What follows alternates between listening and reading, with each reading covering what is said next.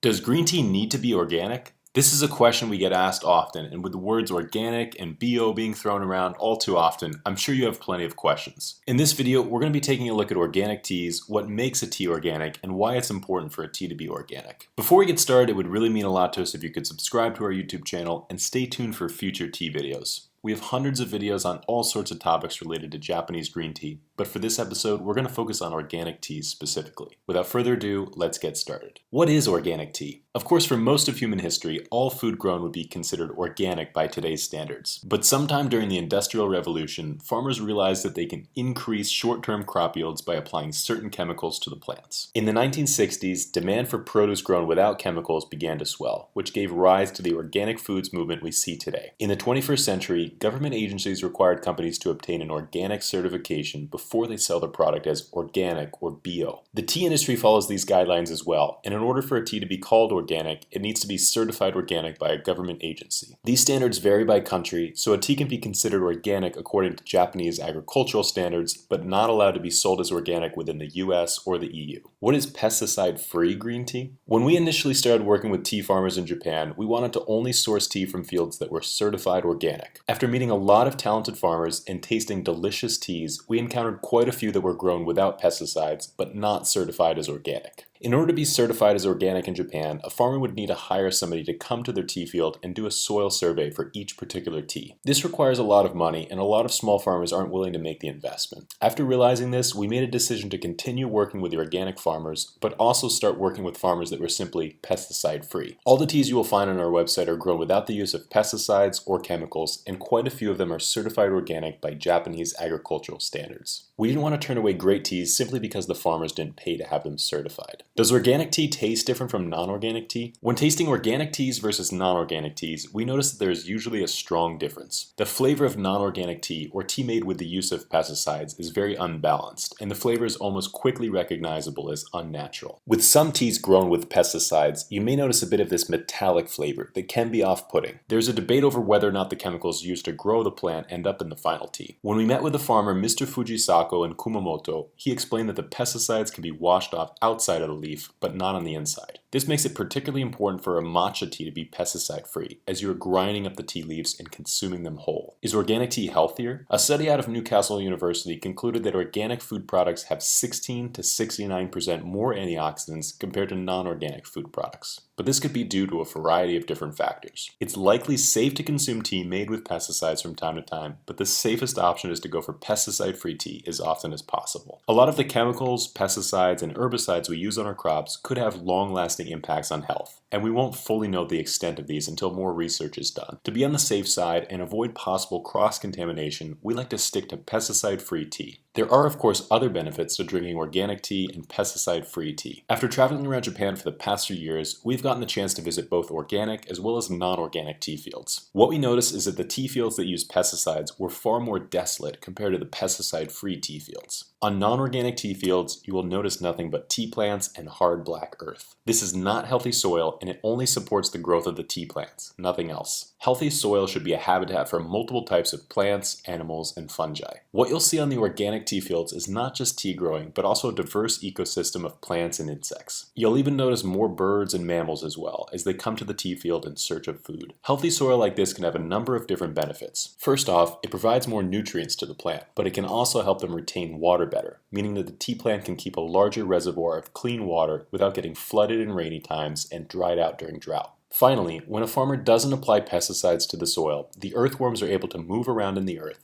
loosening up the soil and allowing the roots of the tea plant to penetrate deeper into the ground and tap into more nutrients. Mr. Sakamoto proudly demonstrates how soft and healthy the soil he uses on his tea field is by sticking a large bamboo stick into the ground and meeting very little resistance. He believes that the organic fertilizer he created and the healthy soil has made his tea plant stronger and more flavorful. This is really apparent when you taste his Gyokuro tea, as you get this really intense, sweet and savory flavor. He is a living testament to the fact that you can grow incredible green tea without using pesticides. Mr. Kawaji, another tea farmer we work with, claims that he doesn't need pesticides. He says that he lets the big insects eat the small insects, and then the birds come to eat the big insects. Nature has a way of working a lot of these problems out, and we are so privileged to work with farmers that recognize this fact. While some organic green teas get the reputation of having less flavor, the Fukumushi Sencha from Mr. Kawaji clearly shows that this is not true. The Asatsuyu Sencha is bursting with color and flavor, and it was all produced without using pesticides. As you can see, there are a lot of complicated rules when it comes to labeling and farming, but the truth is that tea fields can benefit from using more natural methods to grow tea. If you're not convinced by the flavor differences or the health claims, it may still be a good idea to go for pesticide-free tea so that we can all shift the tea industry into a more sustainable direction. Whatever you end up choosing, it's important to know where your tea is coming from. At Neo Teas, we'll show you exactly where your tea comes from. We don't like to protect our suppliers as a closely guarded secret. We'd rather share the story of the farmers and all the hard work that goes into producing some of the world's best teas. If you'd like to support our mission, you can try some of our teas at neoteas.com. We have plenty of samplers if you'd like to try a bunch of teas at once. This is a great way to dive into the world of Japanese green tea and try the best teas we found after meeting with dozens of tea farmers and sampling hundreds of different teas. Thank you all so much for taking the time to watch this video. It would really mean a lot to us if you could subscribe and leave a like so that you can see more videos like this in the future. If you have any questions about tea, please feel free to leave them in the comments below. Until then, we'll see you next time.